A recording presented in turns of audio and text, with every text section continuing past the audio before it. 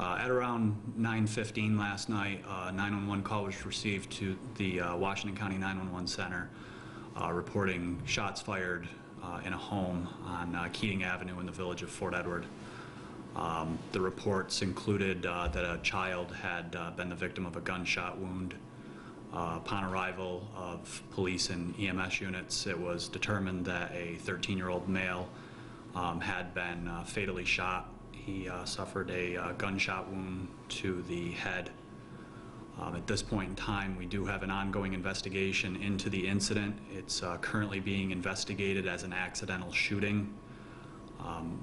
The family and everyone involved in the household has been cooperative in the investigation. We're still currently on scene working to do the forensic part of it, as well as additional interviews that will be conducted throughout the day today. Now, we're hearing that a 12-year-old may have been also involved in this shooting. Is that the case? There were two 13-year-old males present in the room at the time that the gunshot was discharged. Okay, and you said you're investigating this as accidental? That's correct. Okay, do you know what kind of weapon was used, or? The weapon in question was a shotgun. Were they maybe playing with it, or? At this point, it's still preliminary in the investigation. It's believed that they were both in the room and there was some level of curiosity involved. But again, we're still trying to piece what led up to the gunshot being discharged at this time. Do you know if the gun was owned by the same guy who owns the house, or anyone who lives in that house? The indication is that the gun was owned by residents of the home. Legally? That's correct. Was the gun loaded, do you know, or did the kids load it themselves?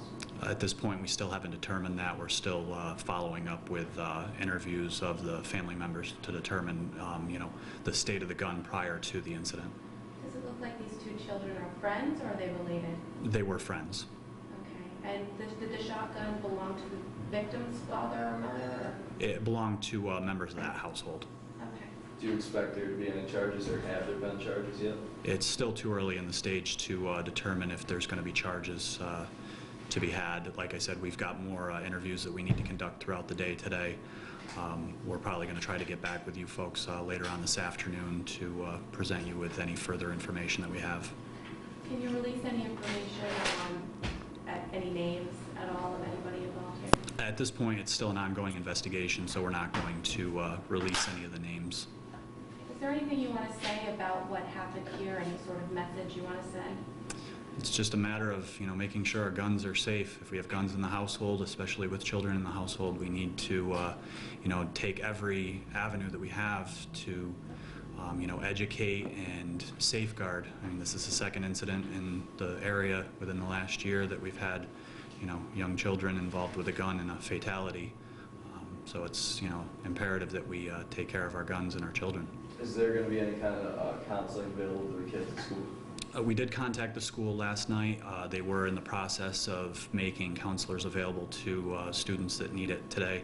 Obviously, they've had significant need for counselors over the past few years with student deaths within the community. What school is it that you attend? The Fort Edward School.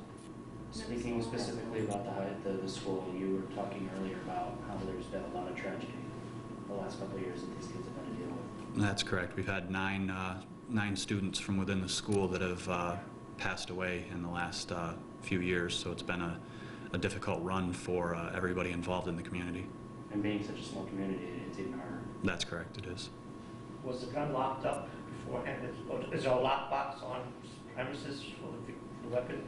It appears that there was a unit on the scene that's utilized to lock the gun. Again, we're still in the process of trying to figure out everything that preceded the incident and what the state of the gun was prior to. Were there family members home, adults around? Were they in the house at any? There were multiple family members in and around the house at the time of the incident. And none of them witnessed what had happened? The only persons that were in the room that we've learned at this point were the two 13-year-old boys. And was this a living room, bedroom? It was in an upstairs bedroom. Same place where the gun was being kept? That I don't know at this point.